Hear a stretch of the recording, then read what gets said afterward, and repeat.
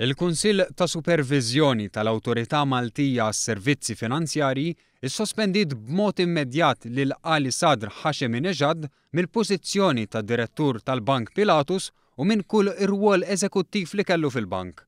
Il-Kunsill ta' Superviżjoni li huwa l-ogħla organu fl-awtorità issospenda wkoll id-dritt tal-vot tiegħu li sallum kellu bħala azzjonist tal-istess bank kif ukoll waqfu milli jirrappreżenta lill-bank. Apparti il-miżuri fil-konfront ta' Hashemi-Nejad, l-MFSA waqfet lill-uffiċjali, diretturi u azzjonisti tal-Bank Pilatus milli jgħaddu tranzazzjonijiet bħal ġbit u depożiti ta' flus mill-kontijiet tagħhom. Hekk kif ġew imposti dawn l-azzjonijiet, il-Bank Pilatus issa għandu bżonn l-approvazzjoni tal-MFSA biex isiru movimenti tal-assi tiegħu. Dan sar b'reazzjoni għall-akkużi li ħarġu l-awtoritajiet Amerikani fil-konfront ta' Hashemi-Nejad wara li ġie arrestat brabta maksur ta' sanzjonijiet Amerikani fil-konfront tal-Iran lura fis-sena 2004. Fi stqarrija ministerjali fil-Parlament, il-Ministru għall-Finanzi Edward Scicluna qal li matul il-ġurnata tal-Erbgħa iltaqa' l-Kunsill ta' Superviżjoni tal-MFSA li l-istruttura tiegħu hija mmexxija minn regoli internazzjonali.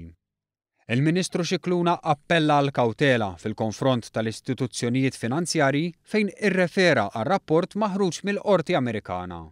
Huwa innota kif f'dan ir-rapport m'hemm l-ebda persuna jew bank imsemmi bismu, apparti għal Hashemi-Nejad li qed jaffaċċja l-akkużi. Dan bilan li tiġi mħarsa ir-reputazzjoni tal-istess istituzzjonijiet. Il-Prim Ministru Joseph Muscat qal li wieħed għandu jħalli l-perkors tal-investigazzjoni għaddej u sostna li t-talbiet tal-oppożizzjoni li għandu jkun il-gvern li jissospendi l-liċenzja tal-Bank Pilatus tmur kontra is-saltna ta' dritt. Aħna ma nagħmlux knee-jerk reactions, Sur President. Huwa importanti ħafna tagħmel knee-jerk reactions. Il-kwistjoni kollha hija illi kienet mistoqsija lill-Ministru, wieġeb il-Ministru, ovvjament saret minn diversi inħawi tan-naħa l-oħra tal-Kamra.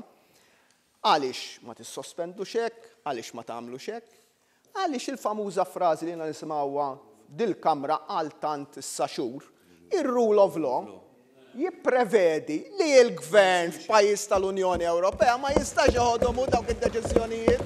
Il-Prim Ministru innota wkoll li fid-diskors tiegħu Simon Busuttil irtira l-allegazzjonijiet bla bażi li kien għamel sena ilu fil-konfront ta' Michel Muscat.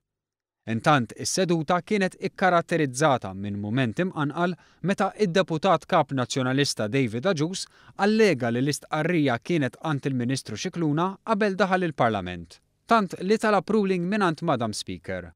Allegazzjoni li ġiet miċħuda immedjatament min-naħa tal-Gvern bl-Speaker tikkonfermalu li l-istqarrija waslet għand il-Ministru fil-ħin li kien fil-Kamra. Fil-mument isteriku ta' Agius, id-deputat Kristi De Bono inqabdet tikkoreġih li l-aħbar kienet ilha kwarta li ħarġet fil-medja. Nitolbok tmur tara il-filmat. Nitolbok tara l-filmat. Għandna kamera apposta ġo dan il-Parlament biex tara dawn l-affarijiet. Grazie. Kenna gidba f'dan il-Parlament allura, Madam Speaker. L-Onorevoli Silvio Xkembli. Le, fuq il-medja.